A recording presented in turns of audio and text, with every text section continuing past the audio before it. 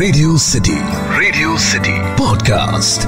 Radio city పిట్ట కథ. మీరు వింటున్నారు రేడియో సిటీ 91.1లో. నేను మీ ఆర్జే యోగిత. ధనం కంటే గుణం గొప్పది అన్న విషయం పెద్దవాళ్ళు ఎప్పుడూ చెప్తూనే ఉంటారు. గుణం అనేది డబ్బుతో కొనలేము, కానీ డబ్బుల్ని సంపాదించగలము. సంపాదించడానికి చాలా దారులున్నాయి. మరి ఈ రోజు పిట్ట కథల్లో దీనికి సంబంధించి ఒక చక్కనైన స్టోరీ చెప్పడానికి రెడీగా ఉన్నాను. అనగనగా ఒక అత్తగారికి 2 కోడళ్ళు. ఒక కోడలు పల్లెటూరు నుంచి, ఇంకొక కోడలు పట్నం నుంచి వచ్చారు. పల్లెటూరు కోడలికి మాత్రం తోటలు, చాలానే పొలాలు ఉన్నాయి. పట్నం కోడలికి మాత్రం బోల్డంత డబ్బుంది.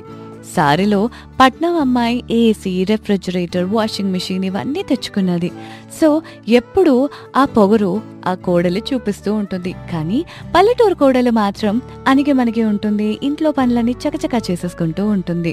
ఒకరోజు వాళ్ళ కొడుకులిద్దరికీ ఉద్యోగాలు పోయాయి. ఇంట్లో కూర్చున్నారు. ఆ టైంలోని ఎలాగో ఒకలాగా తిండికి గడవట్లేదు అని చెప్పి వాళ్ళ అత్తగారు చాలా బాధపడుతూ ఉంటారు. ఏవో రోజుకొక కూర, కాస్త అన్నం వండుకుంటూ ఉంటారు. వాళ్ళ కొడుకులిద్దరికీ సంపాదన లేకపోవడం వల్ల చాలా దిగాలైపోతారు. అదే సమయంలో ఈ పట్నం అమ్మాయి నుంచి, నాకు పని చేయడానికి కాలు నొప్పి వస్తున్నాయి, కొంచెం కాలు పట్టు అని వాళ్ళ చెల్లిని అడగడం. ఏసీ రన్ అవ్వాలి, నాకు ఏసీ లేకపోతే పని అవ్వదు అని చెప్పి కరెంటు బిల్ ఎక్కువ వస్తున్నా కూడా ఏసీ వాడడం, అలాంటివి చేస్తుంది. చూసింది అత్తగారు ఒకసారి ఆ పట్నం కోడల్ని పిలిచింది. ఏంటమ్మా నువ్వు నా చిన్న కోడలు పల్లెటూరు అని చెప్పేసి నువ్వు అమ్మాయి మీద అంత అద్మాయిషి చలాయిస్తున్నావు, బాలేదు అంటే, మీరు మాట్లాడకండి అత్తయ్య, మీకోసం నేను ఏసీ, వాషింగ్ మిషన్ ఇవన్నీ తీసుకొచ్చాను అని అన్నదంట. అప్పుడు వెంటనే అత్తగారు ఒక చక్కనైన సమాధానం ఇచ్చారు. పల్లెటూరు నుంచి వచ్చినా కూడా కడుపు నింపుకునే సామాన్లు వాళ్ళ పుట్టింటి నుంచే వస్తున్నాయి. మీ ఆయనకి, మా పెద్ద కొడుక్కి ఇద్దరికీ కూడా సంపాదన లేదు.